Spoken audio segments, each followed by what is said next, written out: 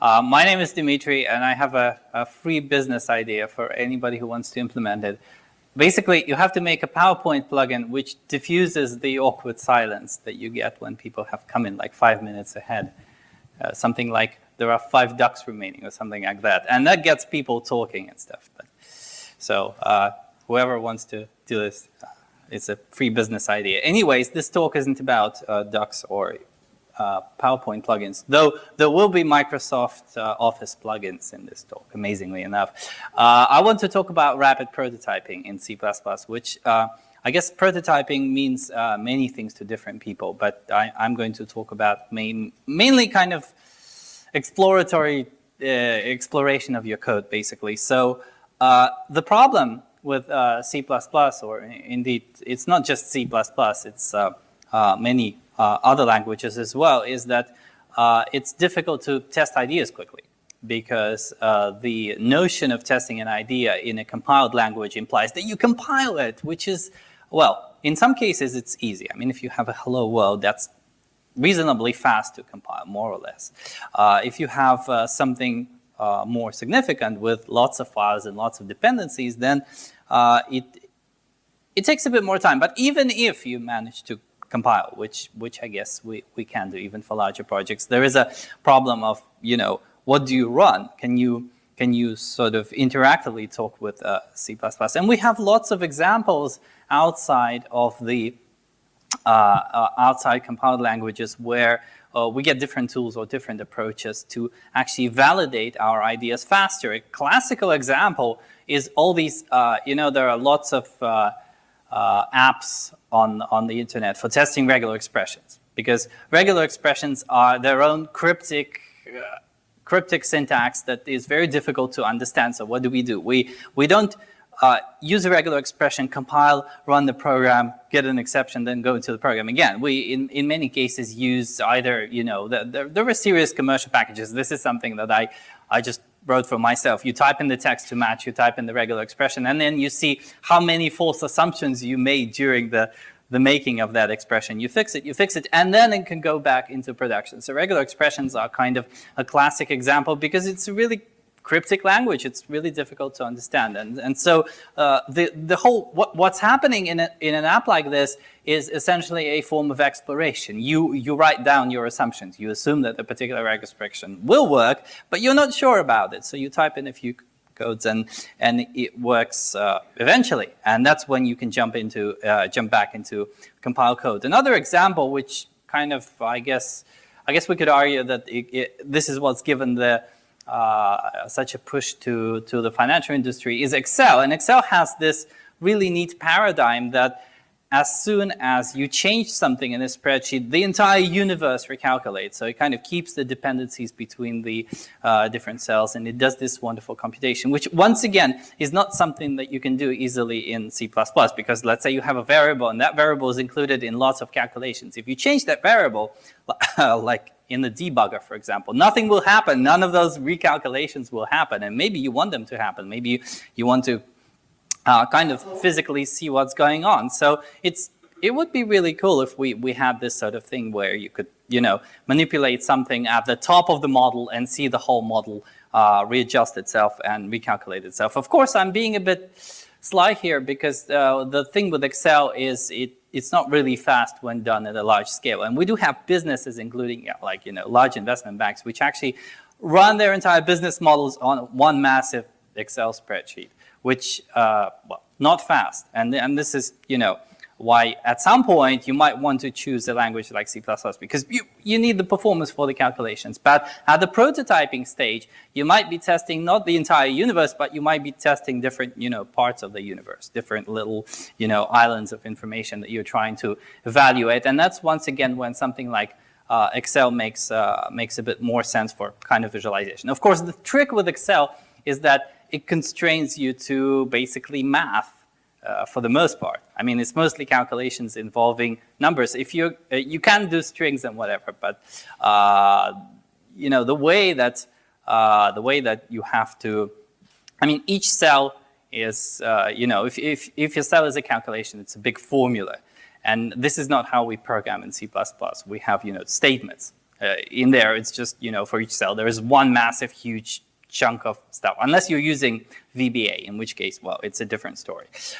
So another thing which kind of closer to regular programming, I would say, is this idea of computer algebra systems such as MATLAB. So they do what's called a REPL, a read, eval, print loop. So essentially, you type in x equals 5, and there you have it. You have a variable in memory with x being equal to the value of 5, and so on. And we do have some programming languages which also support this. Now, obviously, dynamic languages, it's easier for them to do this. With C++, it's a bit more complicated, shall we say, because we, well, I will have a demo of something exactly like this in our case. But the problem with C++ and with many compiled languages is you do have to have compilation, and then you have to execute something. And obviously, in the C++ context, if you have an executable, that something is the main function, which then runs what you want it to run. But what about running arbitrary pieces? What about evaluating different little parts of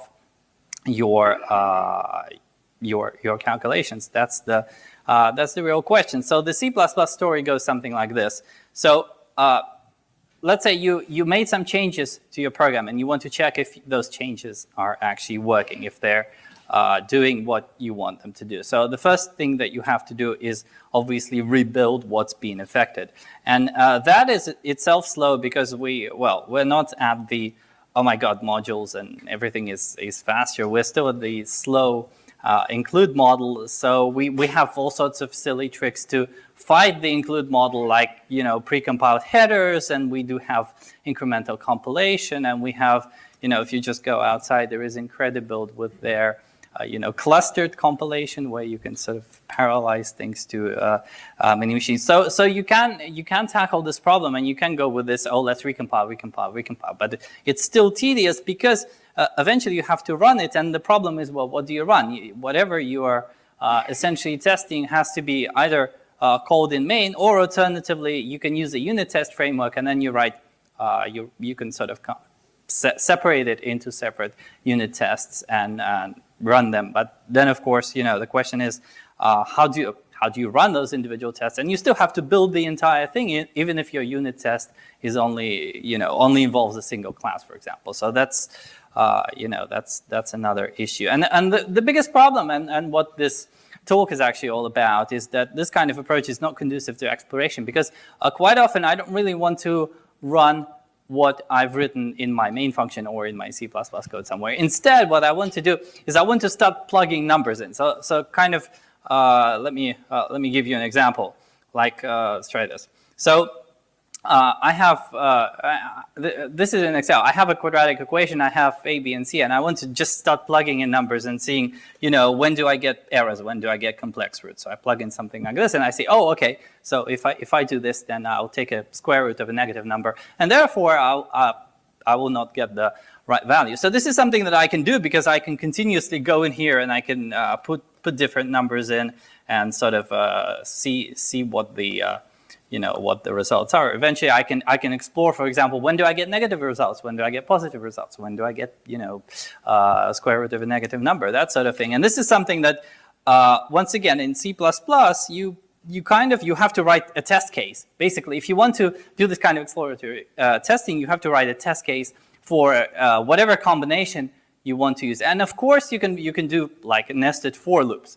Let's just try all the numbers from -10 to 10 for A, B, and C. So you have 20 cubed number of test cases. You can do it like this, but when you look at it with your eyes, you're going to get, 80,000 results or something like that. So it's not convenient to even look at. Whereas here, you change some values and you see the results immediately. So it's a lot more conducive to just exploring what's going on in your model. And obviously, what I've shown there is a very simplistic model. In the real sense, you might have lots and lots of dependencies. And keep in mind that the next thing you have to kind of observe the expected values, and the tools that we have are the kind of default tools. We certainly have cout, or the command line.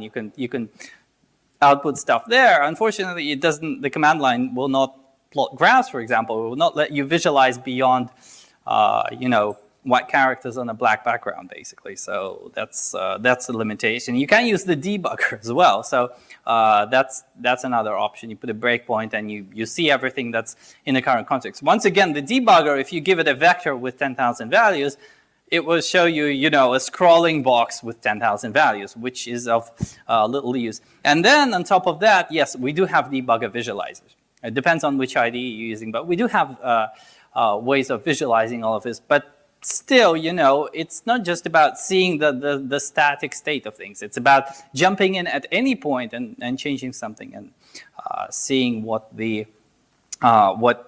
is actually happening.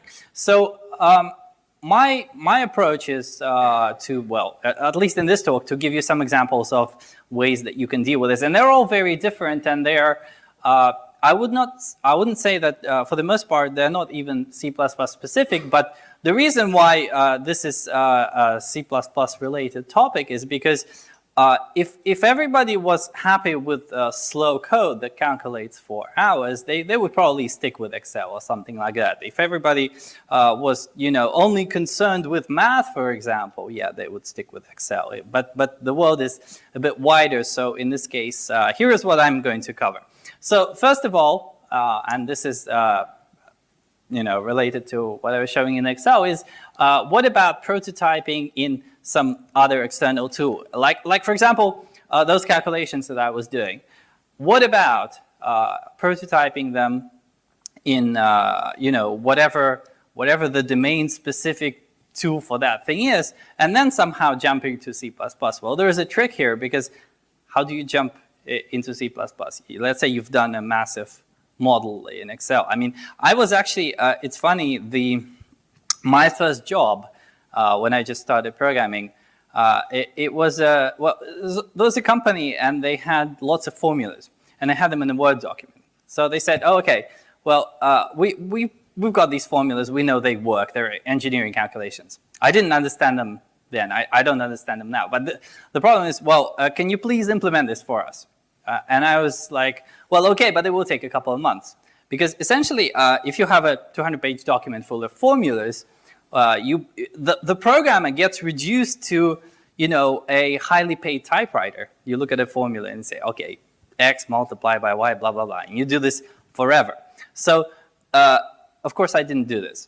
It was a really depressing proposition. So I can try to show you what I did instead. It's kind of relevant to the discussion here, by the way. So let's imagine I'm going to let's open Word for the fun of it. So I'm going to try and dig up some good example somewhere. Formulae. So Microsoft equation, for example, that's the default way that we do this in the Windows world, at least. So let's see. If I go and hopefully I have some examples. Either documents or documentation could be one of those. Oh, that's a tough choice. All right, yeah, there we go. That's a good example. Okay, so you're a programmer, you got hired, a fairly serious company, multinational, all the rest of it. You're like, wait, I'm going to be really cool. And they give you like 200 pages of these. And you're thinking, oh, God, it's like a translator job. So, but the trick here is this. This is an equation. It looks kind of cool. No idea what it does, some hydrodynamics probably. So if we go into equation tools, if we go into options, you'll see that you can export the equation. And you can export it in some ugly linear format, or, and this is more fun, you can copy it as MathML. And MathML is essentially XML. So what can you do with XML? Well, you can convert it to something else, because XML is something that you can traverse and build code out of. So let's try it. I hope it works. I haven't looked at this app for a long time. So we copy this. Let me just show you what the... Okay, so it looks like this. It's, really, really crazy. But then you can use a tool. I fired it up already. There we go. Press the paste button. There we go. Okay, so this is valid code. If you don't like Greek literals, then you can... There we go. That's now row. Okay. So what just happened? apart from a few months of work saved in a real scenario. We just did what's called a domain transformation. So we have some domain-specific stuff like math, for example, and we don't really want to, do the manual conversion. So we perform a domain transformation by turning it into XML-like notation and parsing the XML, and you can spit out whatever you want. And this saves you, you have to write the app that performs the conversion. That's actually probably the first and last thing that I ever wrote in F#. I don't know, some of you might have heard of that language. So that saves you a ton of time at the expense of maybe a week of work. So I like this idea. I thought, prototyping and external tools should also work. Like, why can't we use Excel and then get C++? Why not? It's a workable idea. The other idea, I'll show the Excel stuff in just a moment. The other idea is that you go and you admit to yourself that C++ is not best at all things, and you prototype in an entirely different language.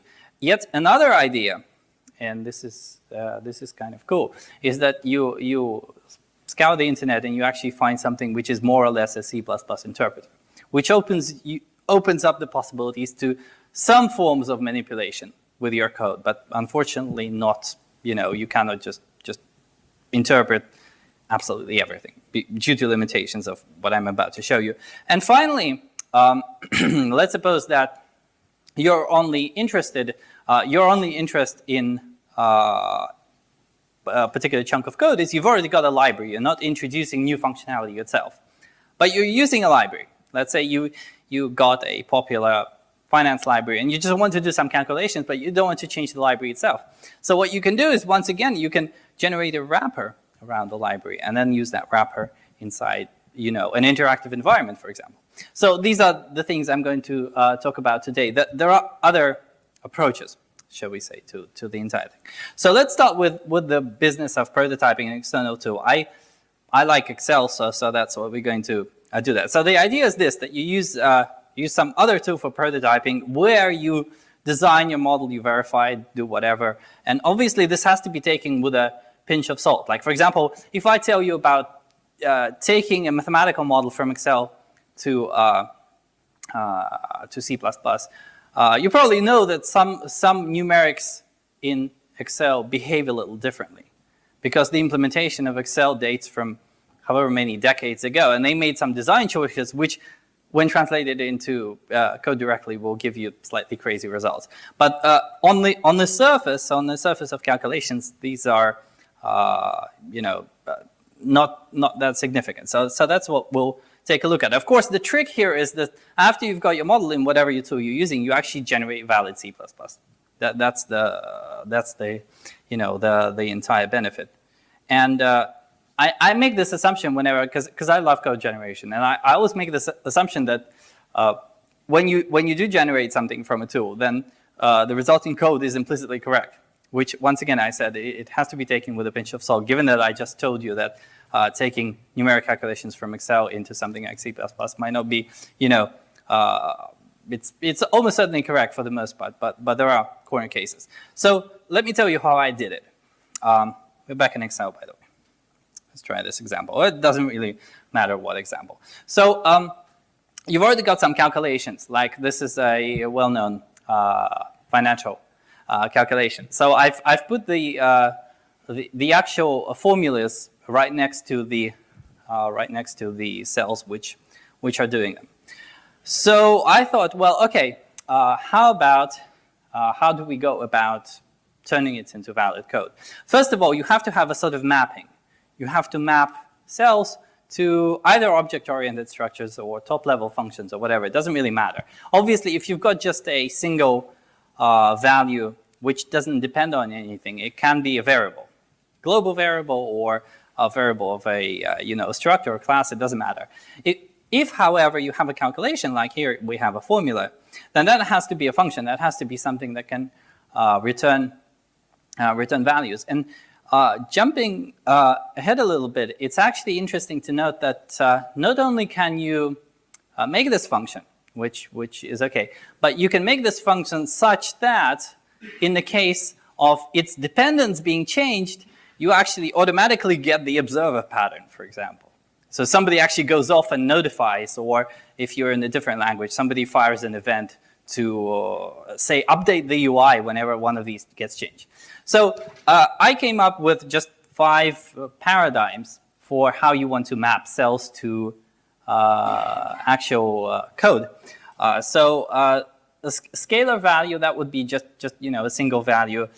Then you'd have functions, then you'd have entities like a struct or a class, and then you can also have vectors and matrices, because these can be mapped to wonderful math libraries like Eigen, for example, which can speed up things even more. So let's try mapping these inputs to some C++.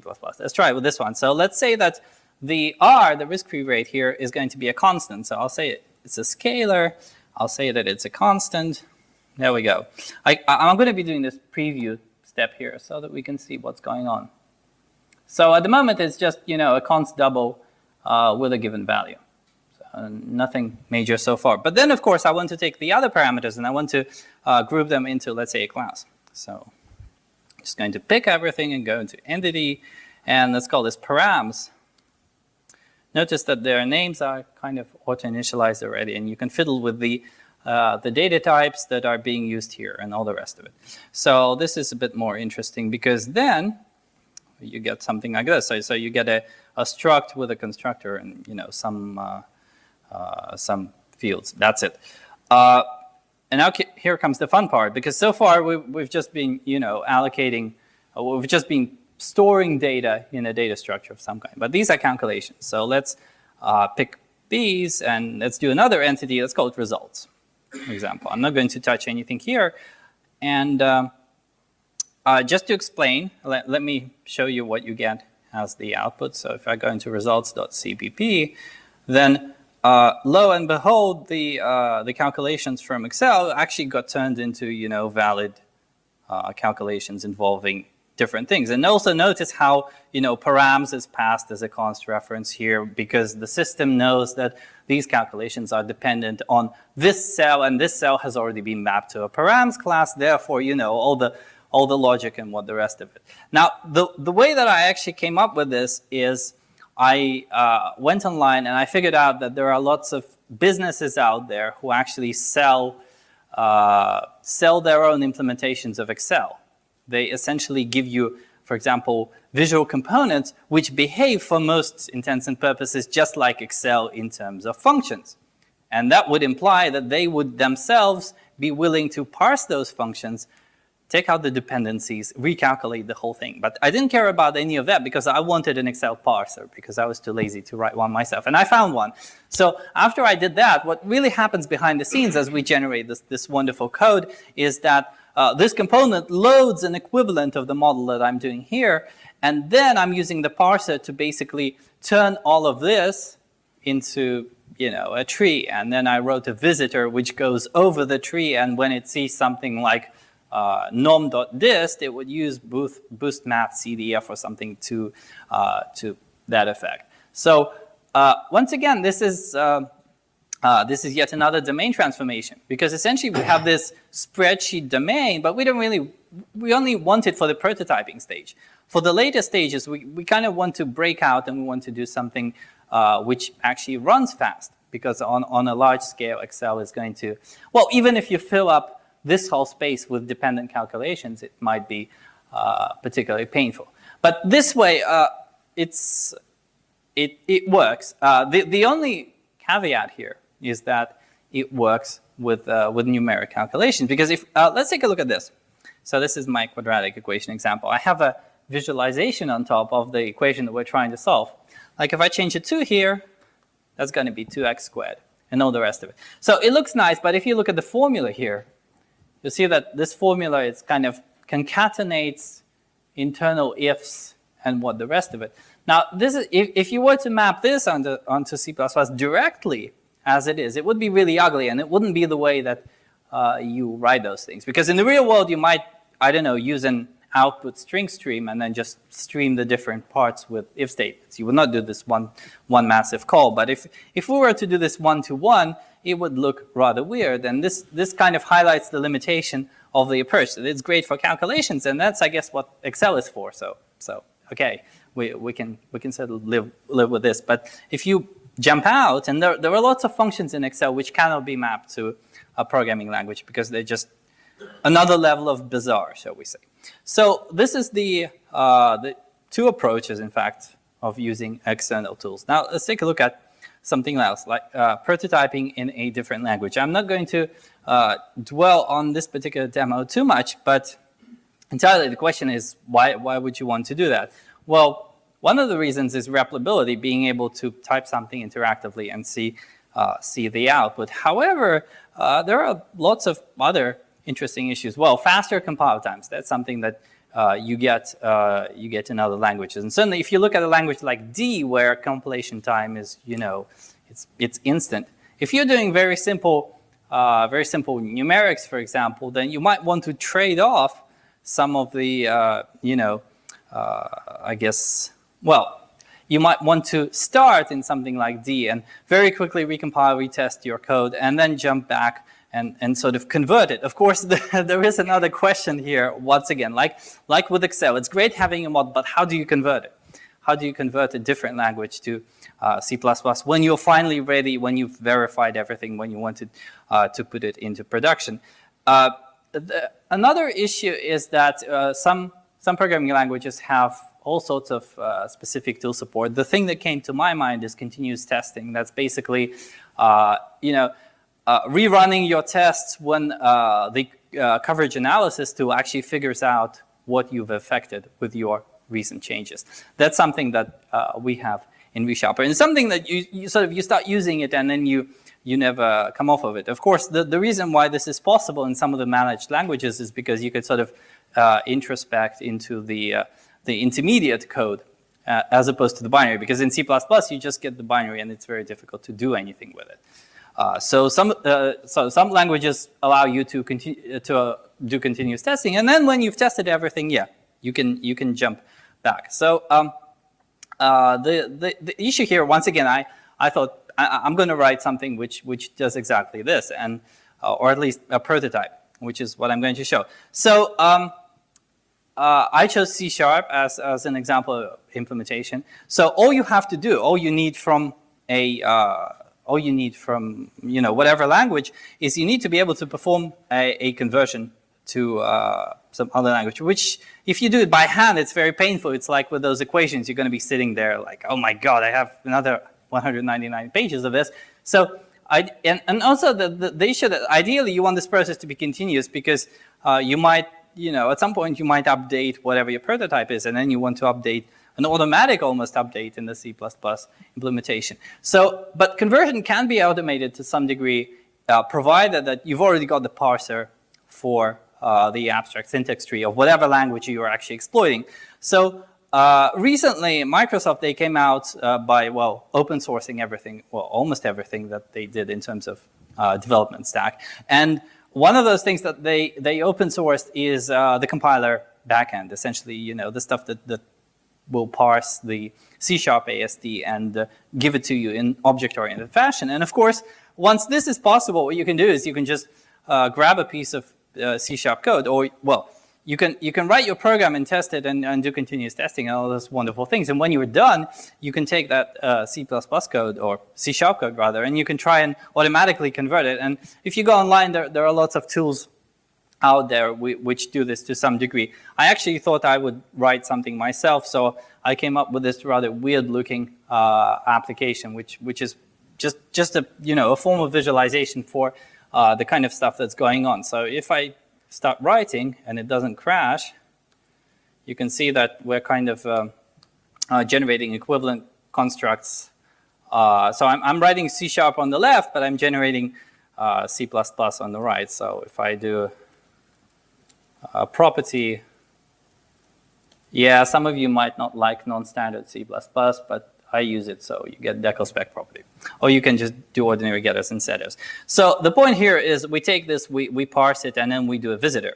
That's how conversions always work. You write a visitor which goes over something and spits out something else. This thing, it's like version 0.0.2, so it's not, a production piece of software, but it's a proof of concept which I think many people can implement to some degree, especially if you're like me and you only really care about numerics and you don't care about anything else. numerics and a few data structures. That's, you know, that's it. That's you get everything that you need. So this is another approach which can work for you. I'm not saying, you know, it's a silver bullet. And I know it sounds like, what, you're at the C++ conference and you're advocating other things, but seriously, it's kind of like different tools for different tasks. And, you know, if you're the kind of person who eventually always regresses to getting the best performance, then I think you can live with some intermediate steps which are, you know, not as efficient performance-wise, but you get all sorts of other interesting benefits. So here comes the fun stuff. I'm sure many of you have heard about Cling, and Cling is what they use in there. It's part of CERN's root project. So they essentially CERN and their Large Hadron Collider, which was supposed to destroy the universe but hasn't so far. They need to crunch a lot of data. So they built this part of infrastructure called root, which I guess is a lot of libraries and tools for analysis of their physics-related stuff. But the key thing about this is they also built something which was called Sint, but is now called Cling, and it's an interactive interpreter, which is actually it's based on Clang, and you can either build this yourself, but unfortunately. My Unix foo is not so good, and I'm not sure you can build it on Windows. But on OS X and Linux, you can definitely get the binaries and sort of play around with it. And so it's an interpreter, and I'm going to try and show you what it looks like. All right, let's see. Hooray! Yeah, let me actually quit and describe what it is. So essentially. I don't know how they did it, but someone massaged Clang into a form where it's a REPL. It's a read about print loop. So you can essentially type in stuff and you get your results. So as I write this, I can sort of say x equals 0 and oh, okay, int x equals 0, like so. And then you can output the values, you can increment them, and that sort of thing. And you can certainly these are primitive constructs, but you can also do like a class.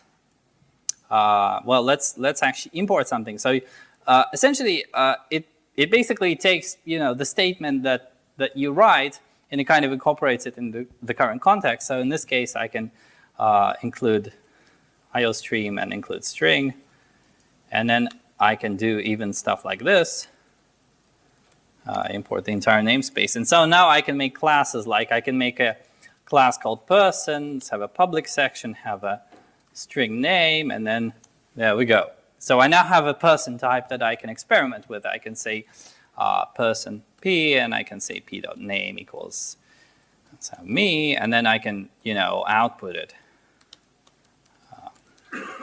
There we go.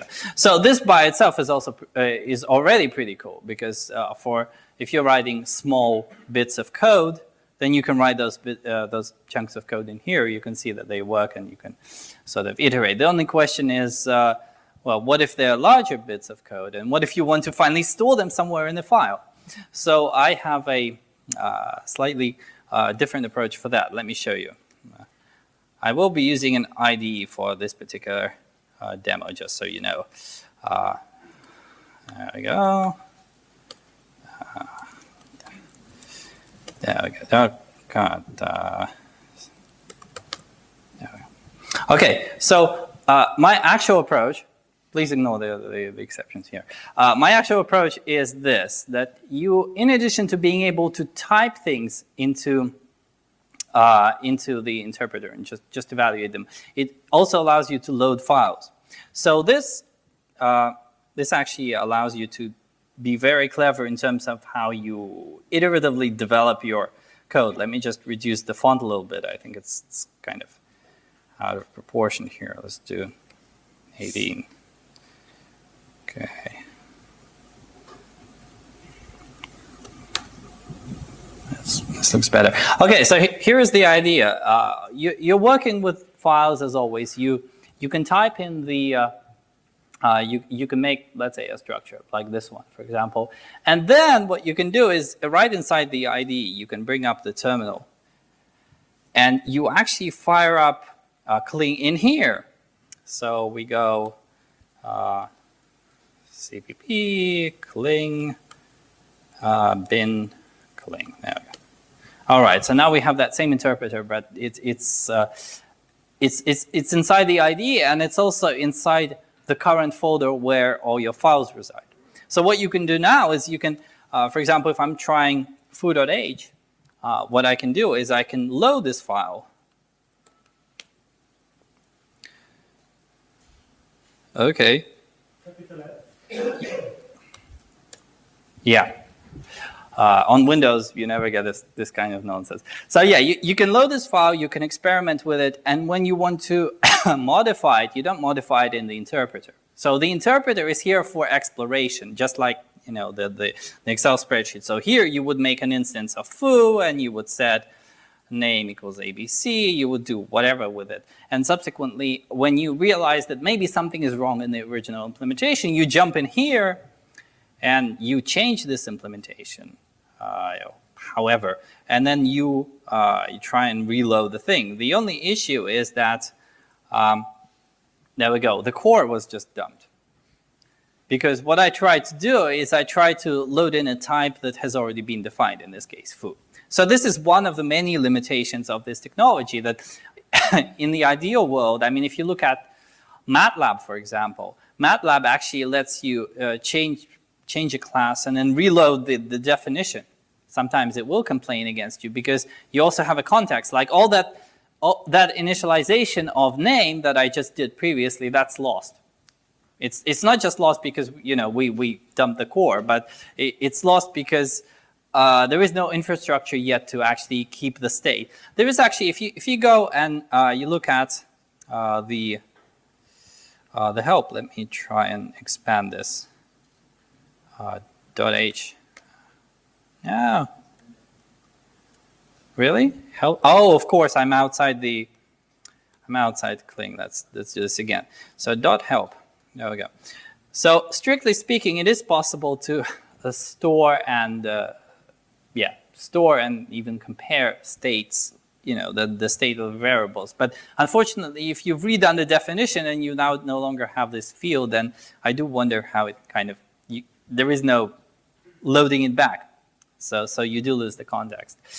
But apart from that, this approach is pretty good. And what I typically do, like if I have a couple of files that I need for something, I would make like a dummy header which includes all of them. And then I would go into Cling and I would .l that dummy header, and that would get whatever I've been working on. Let's say I've been working on 5 files. I would load the header with those files, and I would continue exploring what the output is. Now, Cling, unfortunately, it's not perfect. It is able to load STL. It's not able to load Boost.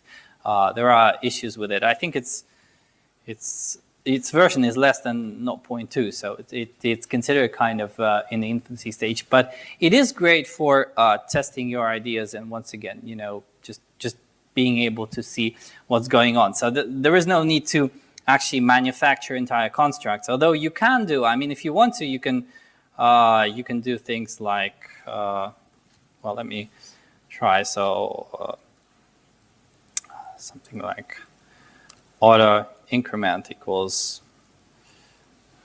index 10x plus 1. You can do stuff like that, and that's a top-level lambda that you can then sort of invoke, and you can make entire constructs. There is a bit of a problem with making ordinary functions because the environment forces you to use something called raw input for ordinary functions, but that's just one of the kind of weirdnesses of Cling. But overall, this approach is valid. It kind of gets you to where you want to be.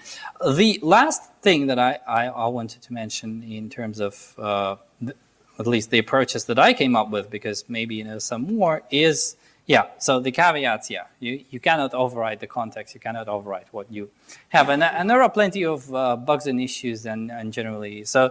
I think you'll find with all of the approaches I described, there are plenty of bugs and issues, and not being able to get the perfect result all the time. I think that's prototyping is partially that. that your prototype is never ideal. So the last approach that I wanted to mention is wrapping C++. So now wrappers, they exist for the purposes of having a C++ library being available somewhere else in a different programming language, like in .NET or in Python or whatever. However, from the context of the discussion that we're having right now, the reason why this is cool is because let's suppose that you are not the editor of a library, you're the consumer of a library. So the library already exists, somebody has tested it, you just want to use it, you just want to exploit it for calculations, and you want to see what's going on. So in this case, what you can do is you can expose the kind of top-level constructs. And in some ways, the top-level constructs would be just global functions. But in many ways, I think nowadays, the wrapping generators can even export entire classes. So it's, you know, it's a fairly flexible approach. So what this gives you is it gives you the ability to call C++ functions and to initialize C++ classes and do something with them from an environment which is more responsive, because as I said, that, you know, some languages like Python, for example, they have interactive environments where you can just type in stuff. So we have tools like Swig. So Swig is a tool which basically wraps a C or C++ library, and it gives you an interface in whatever language you desire, basically. And then, of course, if you went with something like Python, you can fire up an interactive environment, and you can actually, you know, start typing and start making, you know, C++ class instances in Python and all the rest of it. So let me show you how this works. It's actually fairly simple. Well, at least I have a fairly simple demo. So what I have here is lots of stuff. Let me just show you example. Let's see. So here is a C file with some functions. Now, if I wanted to see what the end results of calling factorial are, I would have to make a main function and stuff it full of values and see that I'm getting the right thing. However, the alternative approach here is that we leave the top declarations as they are, and then what we do is we make another file. This is the slightly more tedious bit. So we make a file called example.i, and this is a file which declares the interface, if you will, that will be exposed to whatever language we're actually interested in using. So we're saying that we want to wrap just around these constructs. You can probably see the similarity between this and kind of module export, module interface files. Same idea. You specify the interface to what's available.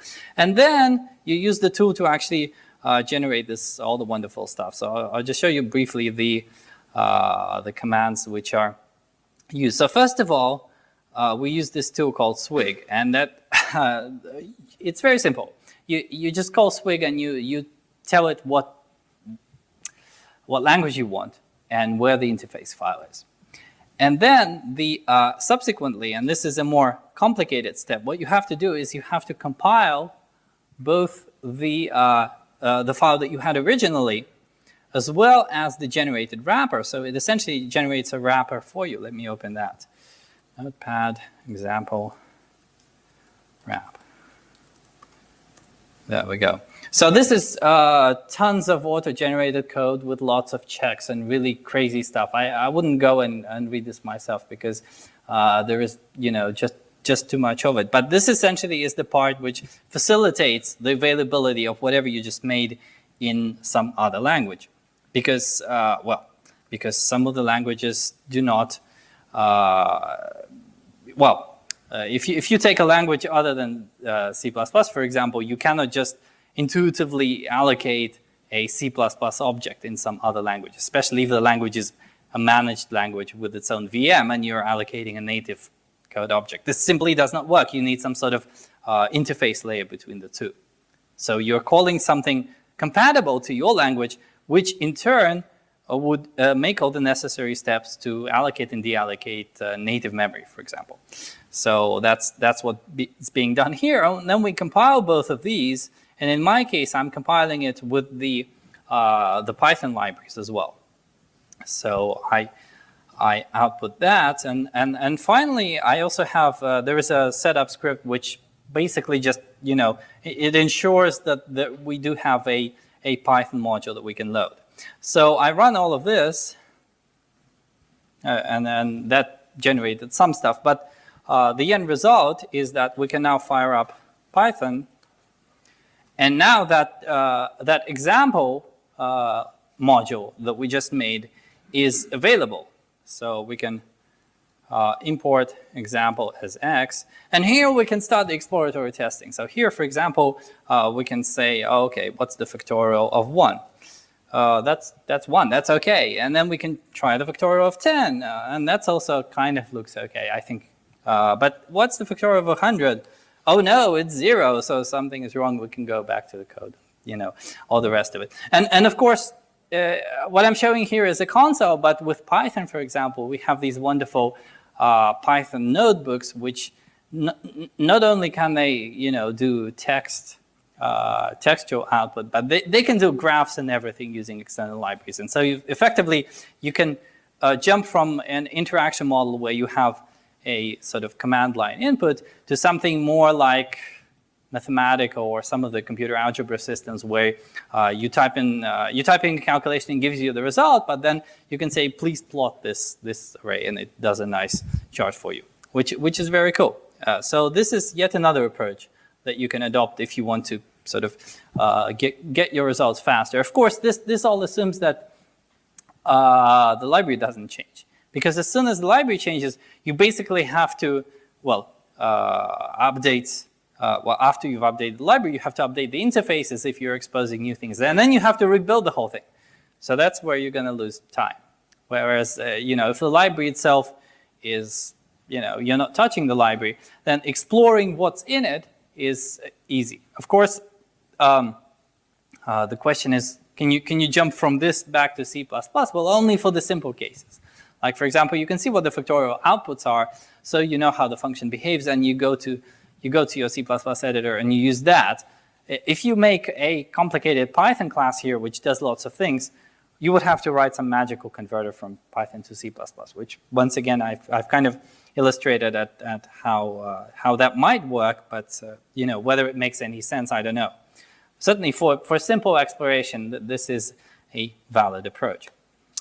All right, so we have a bit of time for questions and comments, if anyone has any. You have to raise your hand, and there is a microphone there, so be patient.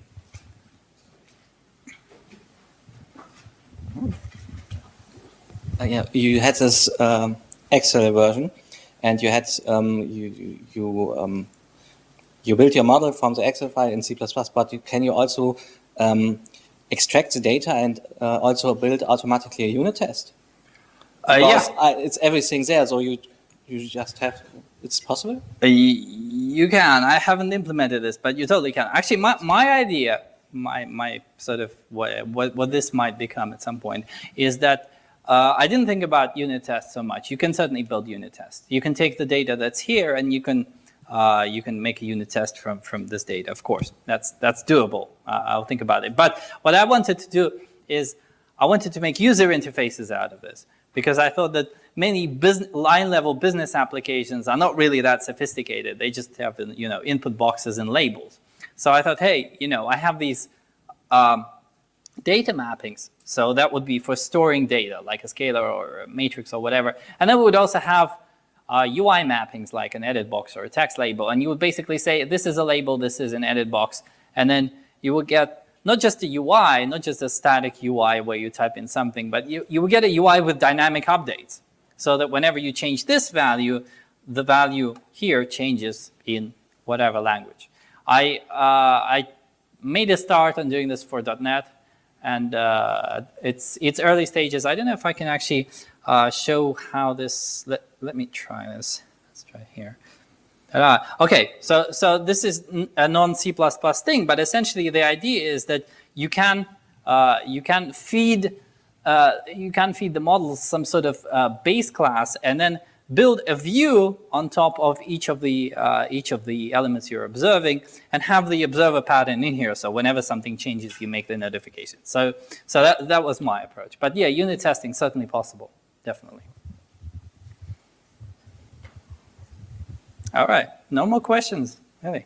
Okay. Well, there we go. Cool. I was getting worried there. Did you hear about runtime compiled C++ yes, project? I did. And how does this apply to rapid prototyping in C++? I haven't tried that one yet. I've heard about it. The actual author of the project tweeted at me at some point, but unfortunately I haven't gotten around to it. It looks very interesting as well. And I would say this though, that in terms of incremental compilation, which is a related topic, I was actually amazed how much that has advanced in recent years. Because it used to be that it was essentially buggy and inefficient, and your IDE, in my case Visual Studio, it couldn't even figure out what the dependencies probably were. In recent kind of experiences, when I do I'm actually going to try and show this.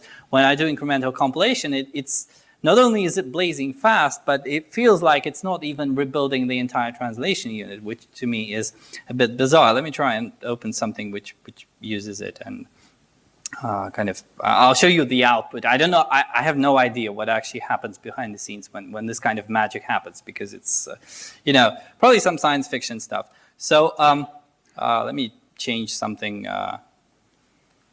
here and just show you the kind of outputs that we're getting generally. All right, so you get stuff like this. It says 25 out of so many functions were compiled, the rest were copied from previous compilations. So that was, even if it was just a single file, that was a bit too fast for my liking, because I'm used to every translation unit, even a hello world, to take ages. But the in recent years it's become really advanced in this regard. I will have to check out runtime compiled C++. It's on my to-do list, so to speak. And it looks really cool. It looks like you can also, fiddle. Actually, we have, I mean, if we talk about Visual Studio as an IDE, we do have this idea of, what is it? Not just in time, but the, anyone? When you edit the code and yeah, well, immediate mode is, never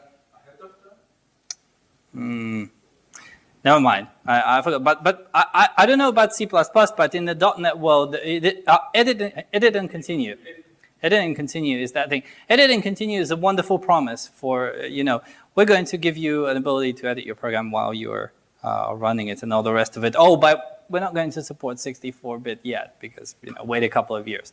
So it was a bit of a disappointment because unfortunately, I don't know how it works and whether it works in the C++ land, but in the .NET land, it was an interesting idea. And I developed a set of different approaches to that tool as well, an entirely different kind of thing. But of course, the thing about managed languages is you can, if your architecture is well decomposed and you have, dependency injection and all the rest of it, and you change a single class, the cool thing you can do in a managed language is you can take that class, you can compile it into a separate assembly and or library, separate library, and then you can load that library at runtime, having it replace the implementation of the previous, which is a bit of black magic, but it also allows you to, essentially edit the program while it's running, which in certain cases work. But you have to follow a few rules. If you want to find out more, I'm at the booth all day today and tomorrow, so come around. I can show you examples. All right. Well, if there's no more question, then thanks for having me over.